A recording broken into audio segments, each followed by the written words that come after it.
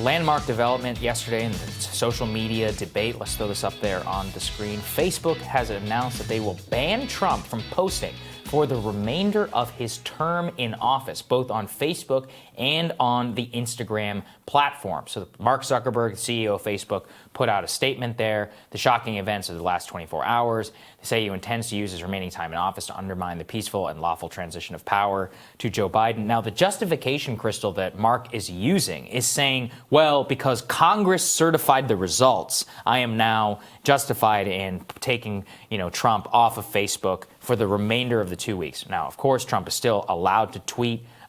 His account was locked for 12 hours, but Twitter said that he risked, quote, permanent suspension.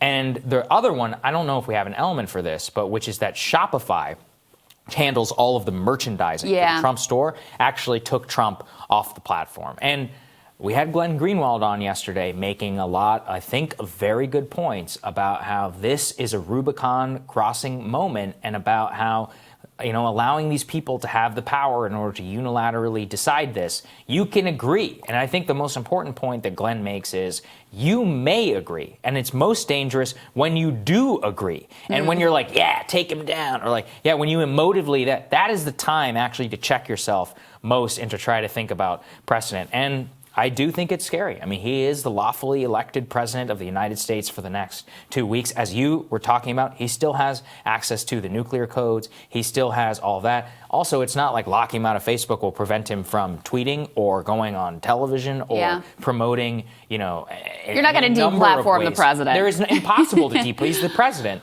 And so, like I said, I know there's a lot of people out there who probably agree, but I would urge you that this has very dangerous consequences. So as you know, this is the first time I'm really conflicted on this one. Yeah. Because this to me, normally, yes, I buy into this is a slippery slope and it's going to end up hurting. If you have any anti-establishment view, it's going to be applied to you and you're going to end up ruining the day that you cheered on these kinds of actions. And I do think because he's the president of the United States, duly elected, et cetera, that there is a little bit of a special circumstance there where maybe he's allowed to get away because he is the president with some things that an ordinary user on Twitter or Facebook wouldn't.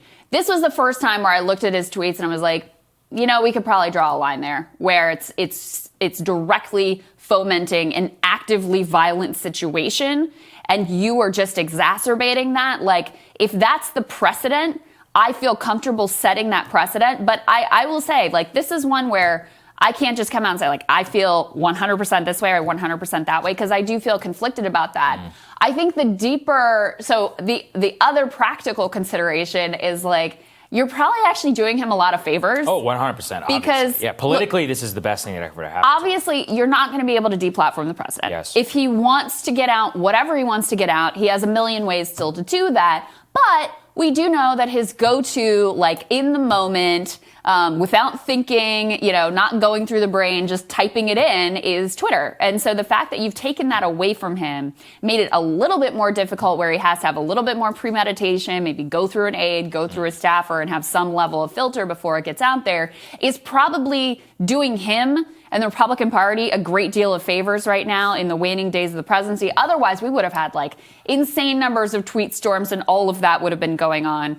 already. But once again, and I'm not saying that's not a bad thing, but I don't think Jack Dorsey and Twitter should have the power to influence the decision-making of the president of the United States. And here's the other thing is that, so put the issue of this discrete decision aside, the bigger problem is that these people have so much damn power to start with. That's what it really comes down to, because you could debate these individual decisions. The reason that they're so significant and so potentially transformational politics, every single one of these discrete individual decisions invested in the hands of Jack Dorsey and Mark Zuckerberg, and it's really not anything against them. I would say this about any individual person.